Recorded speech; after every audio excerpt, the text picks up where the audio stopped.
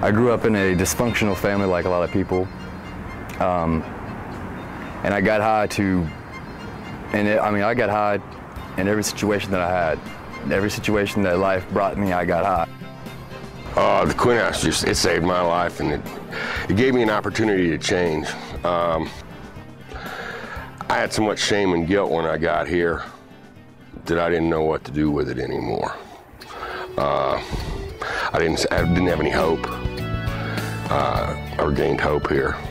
I regained a life here. There's a lot of people out in this community, like I was, that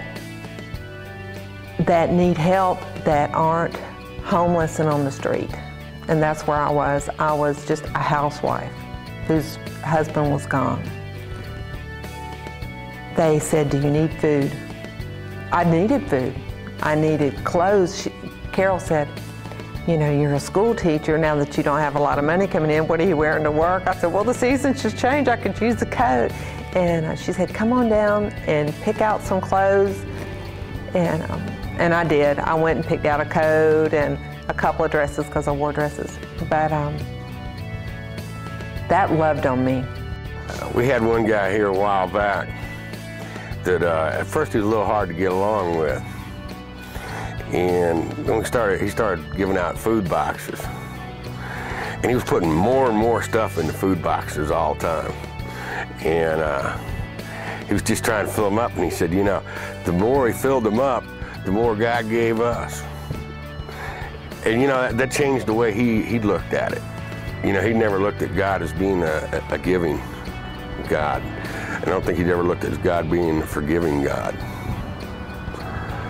You know, today, I see God as a forgiving, loving God. A lot of my life, I kind of looked at him as a punishing God. I couldn't forgive myself for many of the things I did. Today, I know God gives me forgiveness. And I haven't forgotten the things I've done, but I've forgiven myself for the things I've done. I had the gift of cutting hair, and so what I did is I let some people come stay with me that needed a place to stay for a while. That happened before I ever moved to the Quinn House, and cutting hair is a gift he gave to me, and I just, you know, you gotta share what you have. You know, that's all I had. So I took what I had and just tried to give it away, and then God kept giving back to me, you know. I never thought I'd be in a place like this. I never thought that it could happen to me. My reality was not reality, and I used to always say I would never stop getting high. I mean, that's just the life that I led. I sold dope, drugs for quite some time, and ended up in serving time. Then, you know, I would tell myself, I begged God to forgive me, never do it again, you know? And as soon as I got out, I got high. I thought, well, I can go help these people, never knowing that I could actually be one of those people in the future. I don't know what would have happened if somebody hadn't asked me to give. Most of the guys that come in here do not have a whole lot of religious experience. Some of them do. A lot of them come from real rough families, a lot of abuse.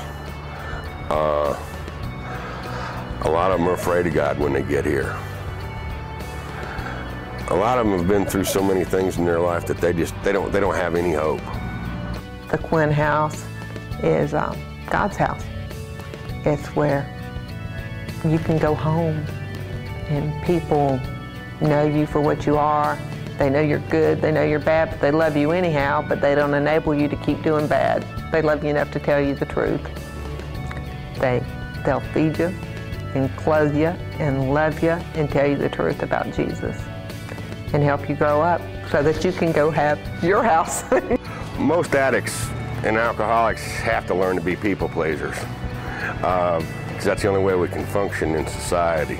I was the kind of person that hopefully you understand that would try anything once, you know? I mean, I am very outgoing, very joyful, you know? I like to meet different people. I like to try different things. And when it came to drugs, I would try anything and everything once. And it just so happened that I liked it all. So many of the guys that come in here are so beat down, you have to build them up. But you also have to tear down those walls that they've developed over the years. You know, and then they tear down hard. Mine tore down hard. Because I let those people love on me by giving me food and helping me, it made me want to do something in exchange, and it got my mind off myself. Just, if you can get your mind off yourself and helping other people, it brings such joy into your life. And if I hadn't have, at that time I needed so many things that I was thinking selfish, okay, I need to do this. And by Carol and them giving me clothes and food, it let me know God was taking care of me, and now what can I do for other people? If I need someone to talk to, they're there. And half the time I don't have to ask for it. They see that I need someone to talk to, you know? Gene, Greg, I could name many others that have actually shown me what love is. And so that's one of the reasons I like to stay here, because it's so neat being here. Even though while you're here, you're here because you go through a terrible time to get here, but it's so neat being here because God is working in this ministry, and you get to see Him doing for others what He did for you, and it's so exciting. The Quinn House needs your support and prayers because it does change lives. You know, we feed people, we clothe them, but most of all, we give them hope. Give food. If it's a roll of toilet paper, a bag of sugar, there's somebody in this community that needs that. I loved getting high. I loved the person that I was when I was high. But I've learned that I can love myself without getting high. You know, we're going to help change their lives in any way we can. We can only help with your help. If you're watching this tape and you feel led to help it monetarily, a donation of food, furniture, whatever it may be, we are a 501c3 tax-exempt charity. When I think about our future 10, 15 years down the road, I see a facility and a partnership with different churches here in Gwinnett County. I see a campus, if you would. I see a cafeteria-sized place where we feed people on a daily basis. I see classrooms where men and women that don't have the skills that they need to live life, where there are volunteers from every sector of business, every sector of counseling, whether it be how to balance a checkbook, how to apply for a job, how to write a resume. I see people in the community volunteer to teach those classes.